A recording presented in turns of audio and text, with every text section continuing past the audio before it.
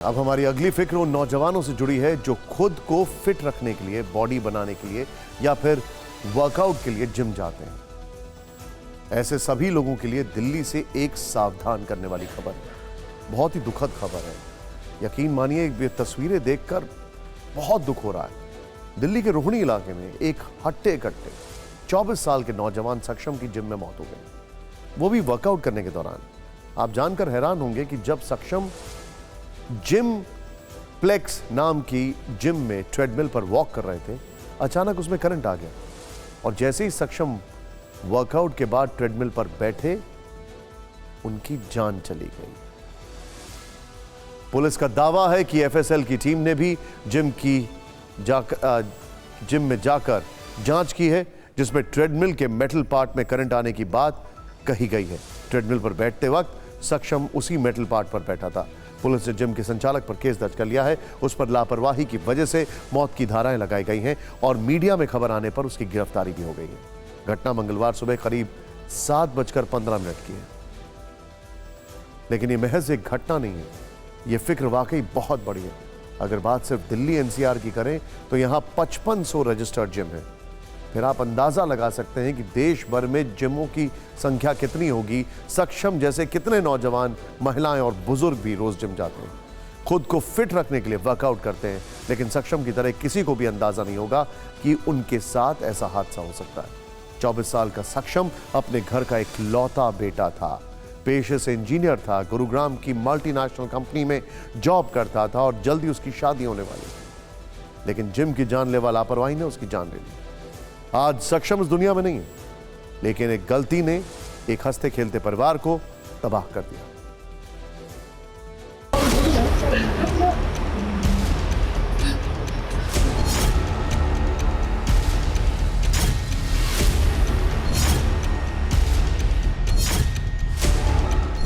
अगर कोई है तो मेरे बच्चे को इंसाफ लो। मेरा इतना शरीफ और इतना नेक बच्चा, वो तो जिम करने गया था, उसका मेरे हिसाब से तो उसका मर्डर ही हुआ है।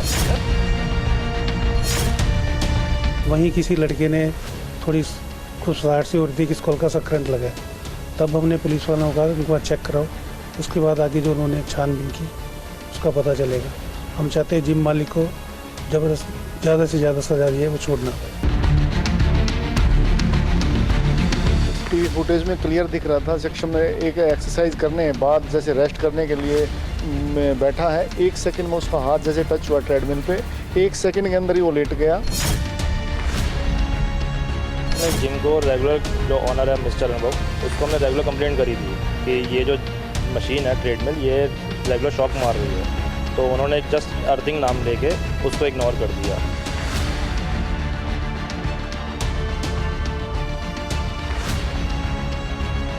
जो मालिक की और जो वहाँ के जो मैनेज करने वाले लोग थे, उनकी बहुत बड़ी लापरवाही है, जिसके चलते सक्षम पृथ्वी की जान चली गई। मात्र 24 वर्ष की उम्र, हट्टा कट्टा नौजवान था।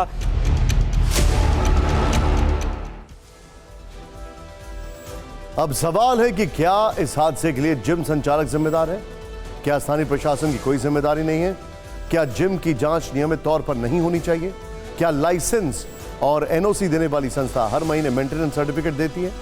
ये सवाल इसलिए क्योंकि दिल्ली की यह खबर बहुत परेशान करने वाली है। जिम फ्लेक्स जैसे बहुत सारे जिम हैं जहां मेंटेनेंस के नाम पर कुछ भी नहीं होता, कोई चेक नहीं करता कि मशीनें सही तरीके से काम कर रही हैं या नहीं। इस बात की जांच नहीं होती कि कई मशीनों में करंट तो नहीं आ रहा है। ऐसे में आज आपके लिए नियम क्या है, ये जानना जरूरी है। जिम खोलने के लिए लाइसेंस लेना जरूरी है। इसके लिए पुलिस से एनओसी भी लेनी पड़ती है। जिम मालिक को एनओसी के साथ कई सेफ्टी निर्देश दिए जाते हैं, जिसमें सभी मशीन की नियमित जांच भी शामिल है। हर केबल की हर तरह से जांच जरूरी है ताकि कोई हादसा ना हो। नियम यह भी है कि हर दिन की जांच की जानकारी ऑन रिकॉर्ड होनी चाहिए। फिटनेस को लेकर भारत में लोग तेजी से जागरूक हो रहे हैं, अपनी क्षमता के मुताबिक जिम मेंबरशिप ले रहे हैं, मोटी रकम खर्च कर रहे हैं। मतलब यह कि भारत में जिम जाने का कल्चर तो बड़ा है, लेकिन मेंटेनेंस का कल्चर नहीं बदला है। ऐसे में हमारी सलाह है कि आप खुद सावधान रहें और सतर्क रहें।